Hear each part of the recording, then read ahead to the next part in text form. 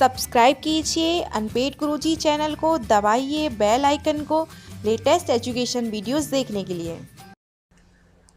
Hello friends, welcome to my YouTube channel unpaid Guruji. दोस्तों, आज की ट्यूटोरियल में हम प्रिंटफ और स्कैनफ फंक्शंस को डिस्कस करेंगे। जो हमारा आज का सी लैंग्वेज का ट्यूटोरियल है उसमें हम प्रिंटफ और स्कैनफ फंक्शंस को आज डिस्कस करने वाले हैं। हम देखेंगे आज की ट्यूटोरियल में कि प्रिंटफ और स्कैनफ फंक्शंस को हम लोग अपने प्रोग्राम में क्यों यूज करते हैं, इसकी नीड क्या होती है यूज करने के लिए, और जब हम यूज करते हैं तो किस तरीके से हम लोग प्रिंटफ और स्कैनफ फंक्शंस को अपने प्रोग्राम में यूज करते हैं। क्योंकि प्रिंटफ और स्कैनफ जो फंक्शंस होते हैं वो बहुत ही इंपॉर्टेंट फंक्शंस होते हैं, मोस्टली यूज किए जाते हैं प्रोग्राम्स में। क्योंकि जब भी आप प्रोग्रामिंग स्टार्ट करोगे सी लैंग्वेज की तो होता क्या है कि प्रिंटफ और स्कैनफ फंक्शंस को आपको यूज करना ही पड़ता है। तो इस वजह से हम लोग देखेंगे आज कि प्रिंटफ और स्कैनफ फंक्शंस को हम लोग किस तरीके से यूज करते हैं। तो चलिए दोस्तों स्टार्ट करते हैं। सबसे पहले हम लोग देख लेते हैं प्रिंटफ फंक्शंस के बारे में। प्रिंटफ फंक्शंस होता क्या है दोस्तों? जो प्रिंटफ फंक्शंस होता है वो क्या होता है? वो होता है एक standard output function. Standard output function. अब क्योंकि स्टैंडर्ड आउटपुट फंक्शन है, इसका मतलब क्या होता है? क्योंकि प्रिंटफ क्या है, एक स्टैंडर्ड आउटपुट फंक्शन है, इसलिए हम इसे कह सकते हैं कि जो प्रिंटफ फंक्शन है वो क्या करेगा कि किसी भी टाइप के डेटा को मॉनिटर पर राइट करता है। क्या करता है? राइट करता है किसी भी टाइप के डेटा को। कहाँ पर? मॉनिटर पर। जो मॉनिटर होता है तो उस पर ये क्या करेगा कि किसी भी टाइप के डेटा को राइट करेगा मॉनिटर पर। अब इसके बाद होता क्या है, जो स्कैनफ फंक्शन होता है उसे भी थोड़ा सा देख लेते हैं। स्कैनफ फंक्शन क्या करता है? ये बेसिकली क्या होता है? ये होता है standard input function. Standard input function.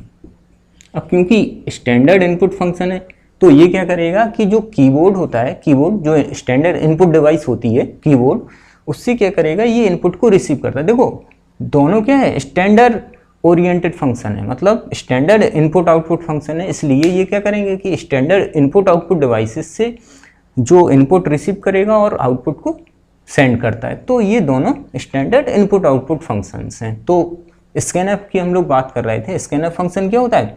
एक स्टैंडर्ड इनपुट फंक्शन है।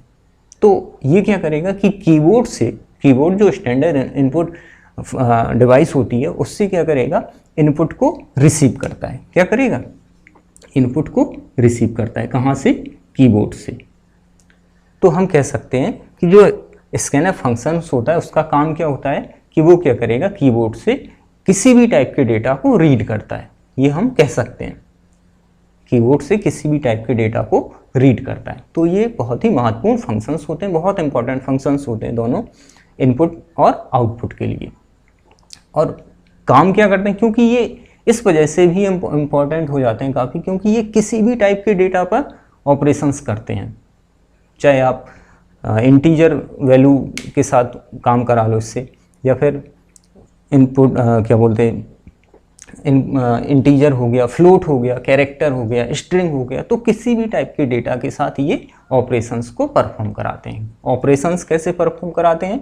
जो प्रिंटफ फंक्शंस होता है वो आउटपुट ऑपरेशंस करता है, और जो स्कैनफ फंक्शंस होता है वो क्या करता है? इनपुट ऑपरेशंस करता है। कहाँ से? कीबोर्ड से। और ये मॉनिटर पर राइट करता है डेटा को।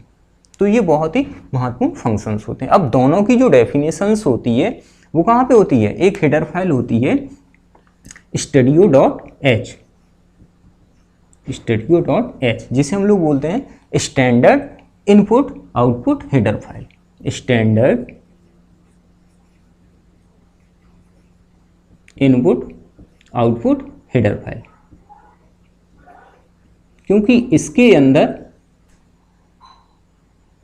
हेडर फाइल, क्योंकि इसके अंदर क्या होता है, इसकी डेफिनेशन होती है। इस वजह से होता क्या है कि जब भी हम दोनों फंक्शंस को अपने प्रोग्राम में यूज करते हैं, प्रिंटफ को और स्कैनफ को, तो दोनों फंक्शंस जब हम यूज करते हैं तो हमें क्या करना होता है कि इस हेडर फाइल को studio.h को अपने प्रोग्राम में इंक्लूड कराना पड़ता है।